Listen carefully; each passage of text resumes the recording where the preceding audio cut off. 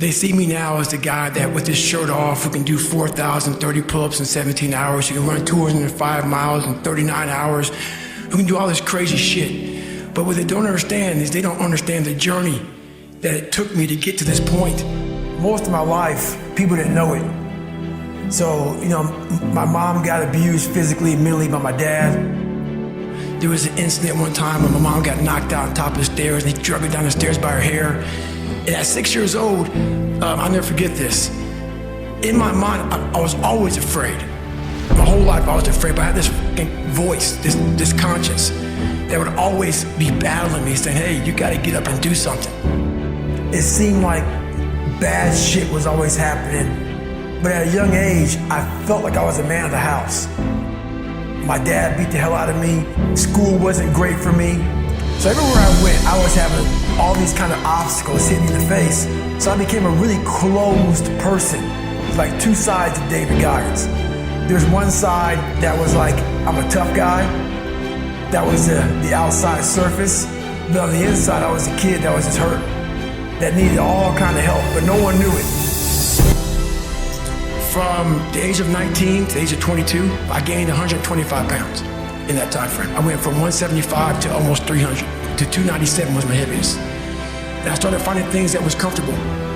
And the more things I found comfortable, the more uncomfortable my mind was. And I started working for a job called Ecolab, where you spray for cockroaches. And spraying at different steak and shakes, Red Lobster, whatever, from 11 o'clock at night to 7 o'clock in the morning. And what changed, I came home and watched this Discovery Channel show, Class 224.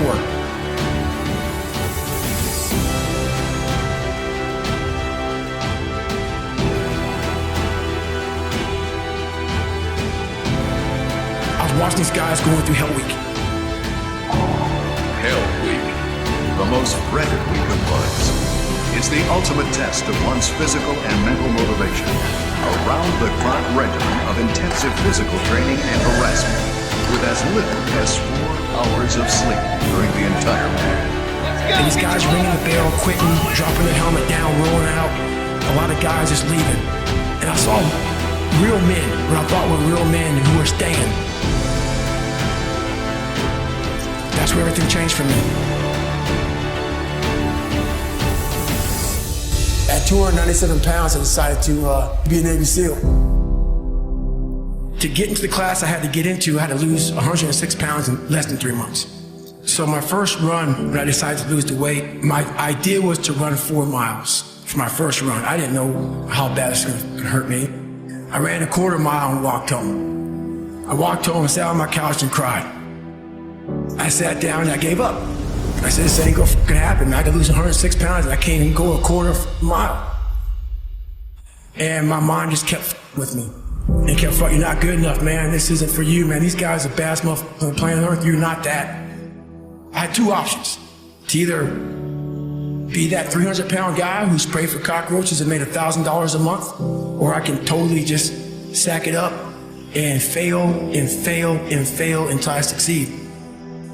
And what it was, and it's kind of funny, I was obsessed with Rocky. So what I did, I sat down there and I put Rocky in. Rocky 1 in particular. And I would fast forward to round 14.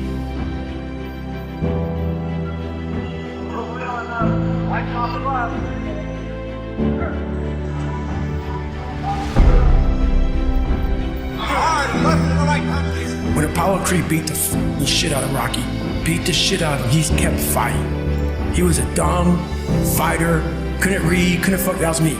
Couldn't read, couldn't write, just punchy, everything about him. He was in the corner, everybody was saying, stay the down. Apollo Creed raised his arms up in the air, turned around, thought he wanted to fight. He turns around and sees this guy getting up, and it was the face of Apollo Creed that changed my life. It was like, just by that motherfucker getting up, not winning, just by him getting the up, Rocky had taken his soul.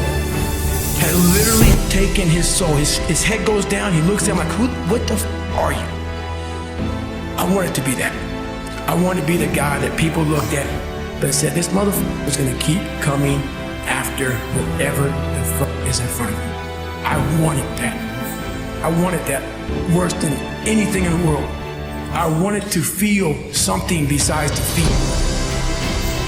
So it's how I started talking to myself and putting myself in a whole different category that would fuel me the next day. And I just kept using that as fuel. What story would it be if my fat, dumb, insecure ass could overcome this shit? What if I could be a SEAL, man?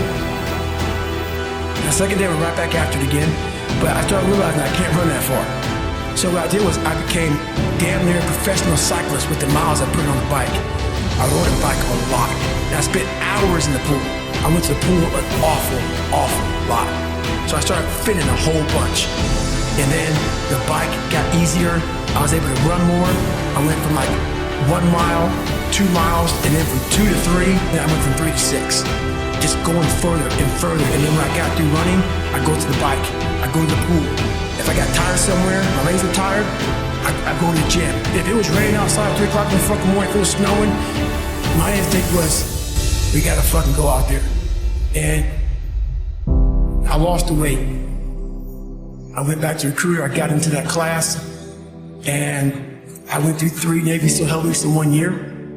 Only guy to ever be in 3 Hell Weeks in 1 year, to my knowledge. The first one I didn't make it through, the next 2 I did. And I didn't stop anymore from there.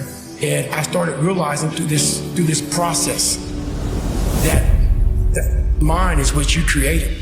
And I started opening different doors that I didn't think were even there, that I didn't think even existed. And the more doors I opened up, the more I started realizing that my potential is damn near endless. And it changed my whole mindset. And that journey is a priceless journey that is hard for me to even explain to people. It was brutal. It's a brutal journey. And like there's a quote that was said, going into combat, going into war, out of the 100 men that go into war, 10 shouldn't even fucking be there. 80 of them are just targets. 9 do most of the fighting. 1 is a warrior.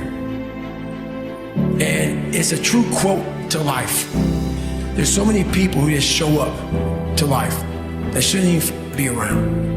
And there's few people who do all the work. I want to be part of that 9, and I'm working towards being that 1. And that's just how I live my life. I appreciate self-discipline. Self-discipline is everything. I didn't have a motherfucker come wake me up. I had no trainer. I didn't have a nutritionist. It was the self-discipline that I had to thrive. I never want to get on social media. I believe all these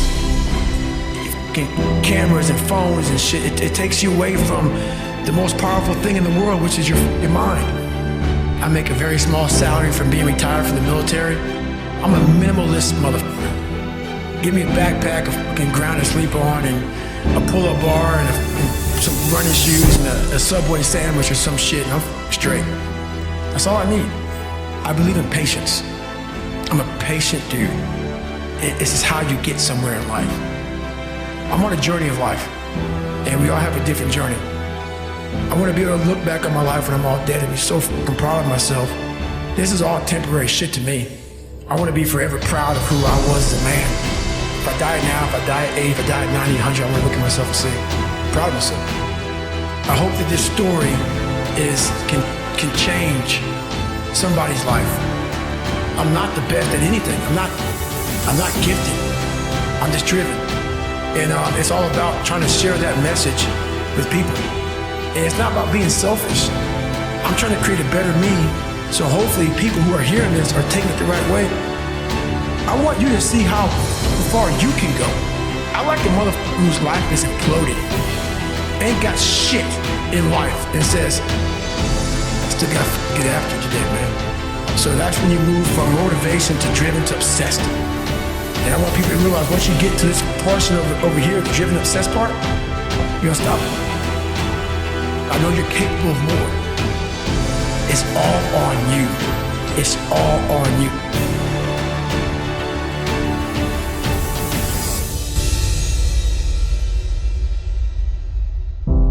Go back in your brain, crack it open while you're alive. Don't wait until you're fucking dead to figure out why you died. Do it while you are living.